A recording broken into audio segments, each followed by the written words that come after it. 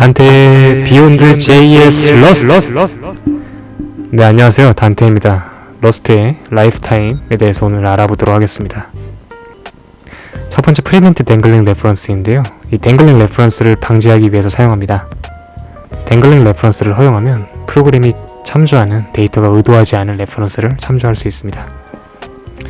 아래 코드는 두 개의 스코프가 있습니다. 아우터 스코프, 이너 스코프. 이너 스코프에서는 아래 X에 레퍼런스를 바인딩 시키고 있는데요, 이너 스코프가 종료되고 R을 출력하려고 할 때 R이 참조하고 있는 X의 레퍼런스는 이미 이너 스코프를 벗어난 직후 없어졌기 때문에 에러 메시지가 발생하게 됩니다.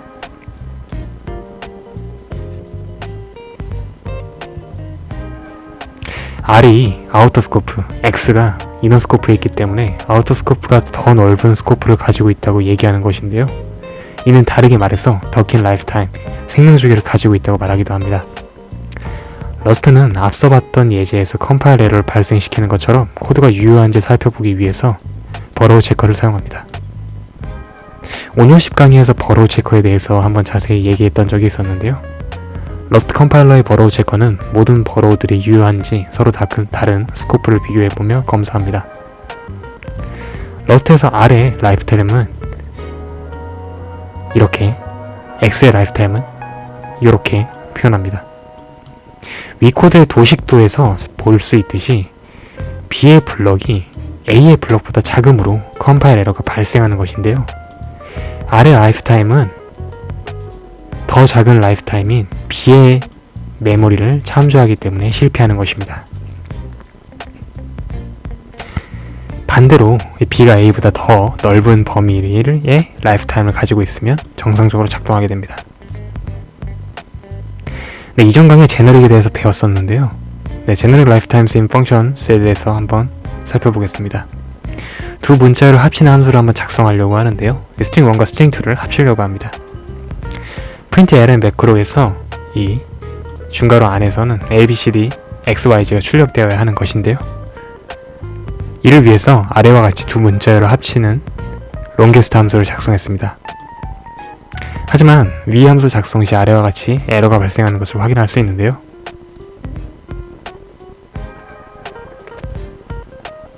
에러 문구를 한번 살펴보겠습니다. longest 함수의 바디 조건문에 따라서 x 그리고 y 중 한 가지의 값만 지금 반환하고 있는데요, 이 때문에 러스트 컴파일러는 x와 y 값 중 어떤 값을 반환 타입으로 참조해야 하는지 모르는 상황이 발생했습니다. longest 함수가 사용되는 곳에서 x와 y 파라미터에 정확히 어떤 값이 들어가 x, y 중 어떤 값이 더 클지, 그리고 전달되는 레퍼런스의 라이프타임은 어떻게 되는지 알지 못하기 때문에 러스트 컴파일러는 함수 내부에서 사용되는 x, y의 스코프에 대해서 잘 모릅니다. 위의 상황을 해결하기 위해서는 라이프타임에 대한 정보를 함수 선언 시 전달해 주어서 버로우 체커가 분석할 수 있도록 정보를 제공해 주어야 합니다. 라이프타임 어노테이션은 레퍼런스의 라이프타임을 변경하는 것이 아니라 여러 레퍼런스 간의 관계에 대한 정보를 러스트 컴파일러에게 제공하는 역할을 합니다. 제너릭과 동일하게 제너릭 라이프타임 파라미터를 사용함으로 인해 어떤 라이프타임의 레퍼런스 또한 전달할 수 있습니다. 앞서서 이 표현과 요 표현이라고 말했던 이 라이프타임 어노테이션은 어퍼스트로피라고 하는데요, 사용 예시를 보면요, 아래와 같이 그냥 레퍼런스만 표현했을 때, 그 다음에 어퍼스트로피를 같이 표현했을 때, 그 다음에 뮤테이블 레퍼런스와 익스프레스 라이프타임을 같이 사용했을 때 예제 코드를 확인할 수 있습니다. 이것을 함수 시그니처에서 한번 사용해 볼 텐데요, 이 라이프 파라미터 제너릭을 사용하기 위해서는 앵글 브래켓을 함수 이름과 파라미터 리스트 사이에 작성해야 합니다. 제너릭 선언과 동일한데요,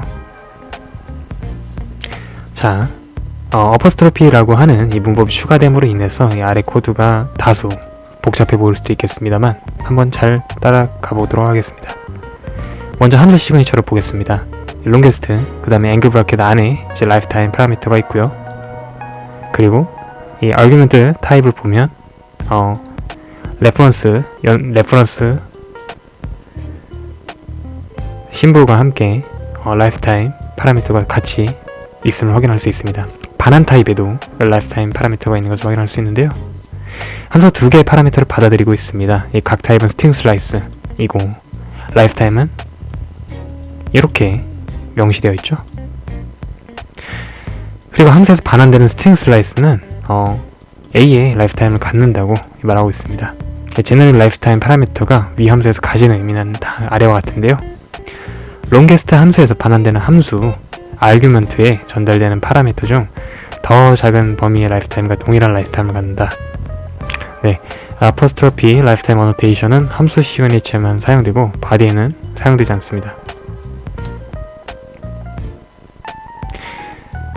위 코드에서 외부 스코프가 끝날 때까지 이 스트링 1은 유효합니다. 이 메인 함수의 스코프가 외부 스코프인데요. 그 다음에 스트링 2는 이 내부 블럭, 이 내부 스코프가 끝날 때까지 유효합니다.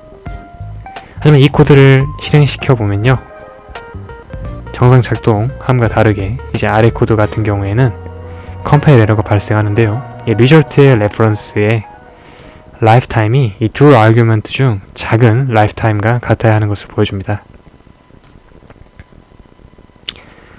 리절트가 프린트 ln 매크로에서 사용되는 것이 유효하지 않다고 나오는데요. 에러가 없어지기 위해서는 스트링 2는 외부 스코프가 없어질 때까지 유효해야 합니다.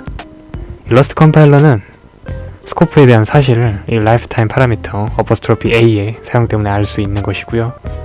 우리는 러스트 컴파일러에게 롱게스트 함수에서 반환되는 값은 전달되는 아규먼트 중 작은 라이프타임과 동일하다는 사실을 알려주기 때문에 이러한 에러를 컴파일 타임에 잡아낼 수 있습니다. 라이프타임 파라미터를 꼭 작성해야 하는지 우리가 작성하는 함수의 역할에 따라 그럴 수도 아닐 수도 있습니다. 아래 예제에서 우리는 롱게스트 함수가 이전에 봤었던 예제들과는 다르게 항상 첫 번째 파라미터를 반환한다는 내용을 작성했었습니다. 우리는 라이프타임 파라미터 어퍼스트로피 A를 파라미터 X에 그리고 리턴 타입에 작성했는데요. 함수에서 레퍼런스를 반환할 때 반환 타입의 라이프타임 파라미터는 적어도 함수의 파라미터들 중 하나의 라이프타임과 일치해야 합니다. 만약 레퍼런스가 함수 파라미터의 라이프타임을 참조하지 않는다면 파라미터와 관계없는 바디 내부에 선언된 파라미터와는 관계없는 값을 반환 타입으로 참조해야 합니다. 하지만 파라미터 라이프타임을 참조하지 않는다는 것은 이 함수가 반환한다는 것이 댕글링 레퍼런스일 수도 있다는 사실을 함축하는데요. 왜냐하면 함수가 종료되면서 이 함수 내부에서 작성된 값은 스코프를 벗어나기 때문입니다. 아래 코드에서 반환 타입의 어퍼스트로피 A를 사용했습니다. 이 코드는 컴파일 에러를 발생시키는데요. 이 라이프타임의 반환 값이 파라미터의 라이프타임과는 전혀 연관이 없기 때문입니다. 이게 문제가 되는 이유는요, 리절트가 함수 내부의 스코프를 벗어날 시에 롱게스트 함수가 끝나면서 이 메모리에서 정리되기 때문입니다. 드롭되기 때문인데요. 러스트는 이러한 댕글링 레퍼런스가 일어나는 코드를 허용하지 않습니다. 네, 스트럭트에서 라이프타임 어노테이션을 사용하는 것을 보면서 이번 강의를 마무리하려고 하는데요. important, exert, 그리고 앵글 브래켓 안에 어퍼스트로피 A와 같이 라이프타임 파라미터가 작성되어 있습니다. 이의 의미는 이 스트럭트 인스턴스는 필드 파트의 라이프타임을 초과하는 스코프에서는 사용될 수 없다는 것을 말을 하고요. 그래서 메인 함수를 보면 이 노블이 가지고 있는 문장의 일부 스트링을 필드로 가지고 있는 important except 인스턴스를 만들었습니다. 이 노블에 있는 데이터가 important except가 생성될 시점보다 전에 만들어졌기 때문에 유효한 코드입니다. 라이프타임 파라미터 중에 static lifetime이라고 하는 특별한 라이프타임이 있는데요. 이 레퍼런스가 프로그램이 실행되는 동안은 항상 유지되는 것을 말합니다. 모든 스트링 리터럴 타입은 이 static lifetime을 가지고 있습니다. 네, 오늘 러스트의 제너릭의 일종인 라이프타임, 다른 언어에서는 존재하지 않는 개념이기 때문에 유난히 오늘의 주제가 더 어렵게 느껴졌을 수도 있겠습니다. 공부하시느라 수고 많으셨고요. 다음은 테스트 코드에 대해서 알아보겠습니다. 다음 강의에서 뵙겠습니다. 안녕.